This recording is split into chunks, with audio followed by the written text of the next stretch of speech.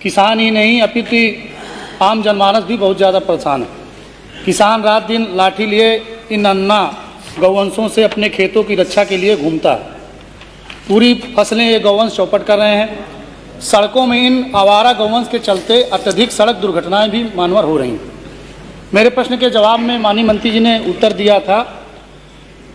दिया है कि इन गौवंशों के भरण पोषण और प्रबंधन की जिम्मेदारी ग्राम पंचायतों की और शहरों पर नगर निकाय की है।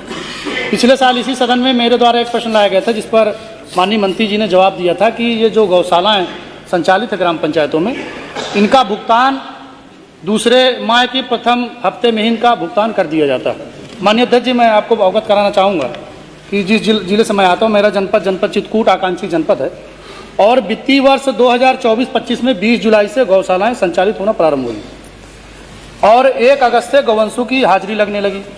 जबकि हमारे यहाँ जो भुगतान हुआ अक्टूबर और नवंबर का किया गया, अगस्त और सितंबर का भुगतान शून्य कर दिया गया। जबकि हमारा जो बगल का जिला बांधा, वहाँ पर भुगतान 4 महीने का किया गया।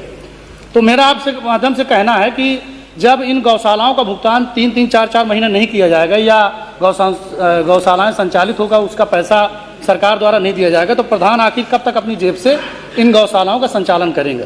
अगर सरकार पैसा समय पर नहीं दे पा रही है तो गौशालाओं की स्थिति क्या होगी, उसका आकलन हम और आप कर सकते हैं। मेरा जो पहला आपके माध्यम से अनुपूरक है कि माननीय मंत्री जी ने जो बताया था कि गौशालाओं का भुगतान प्रत्येक दूसरे महीने के प्रथम सप्ताह में प्रत्येक गौशाला का भुगतान होता है, क्या वो सदन को अवगत कराएंगे कि ये जो शासनादेश उन्होंने जारी किया है, जो सदन को अवगत कराया गया, ऐसा पूरे प्रदेश में हो रहा है कि नहीं हो रहा? और यदि आपके द्वारा दिए गए जवाब के समकक्ष अगर पूरे प्रदेश में गौशालाओं का भुगतान दूसरे महीने के प्रथम सप्ताह में हो रहा है, तो हमारे चित्रकूट में इन 2 महीनों का भुगतान क्यों नहीं हुआ और पूरे प्रदेश में दिसंबर का भी भुगतान की प्रक्रिया चल रही है? तो मेरा पहला आपके माध्यम से अनुपूरक है कि जो आपने गाइडलाइन जारी की उसका 100% पालन हो रहा है कि नहीं हो रहा है, और जो चित्रकूट में 2 महीने का भुगतान हुआ है तो होगा कि नहीं होगा? जो दूसरा मानवर आपके माध्यम से अनुपूरक है, मैंने ये सवाल किया था कि ये जो अन्ना गौवंश है, क्या इनके द्वारा जो सड़क में घूमते हैं बहुत सी दुर्घटनाएं हो रही हैं, जिससे गौवंश को भी समस्या हो रही है और आम जनमानस को भी बहुत बड़ी समस्या हो रही है। क्या ऐसी सड़क दुर्घटनाओं से किसी तरह की कोई हानि हो रही, मृत्यु हो रही? तो उस पर माननीय मंत्री जी ने जवाब दिया कि जी नहीं, प्रदेश में कोई सड़क दुर्घटना गौवंश से नहीं हो रही, ना उससे कोई मृत्यु हो रही।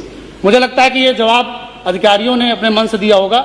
मुझे नहीं लगता कि माननीय मंत्री जी इस बात से सहमत होंगे कि पूरे प्रदेश में अन्य पशुओं से कोई दुर्घटना ही नहीं हो रही और किसी की जान नहीं जा रही। तो मेरा जो दूसरा आपके माध्यम से अनुपूरक मानवर कि क्या माननीय मंत्री जी इस जवाब को ठीक कराने का कष्ट करेंगे कि हाँ, अन्य पशुओं से पूरे प्रदेश में सड़क दुर्घटनाएं हो रही हैं और बहुत से लोगों की मृत्यु होती है। चूँकि इस सदन में ही हमारे कई सारे सीनियरों ने, माननीय विधायकों ने ही तमाम घटनाओं का जिक्र करके अवगत कराया था।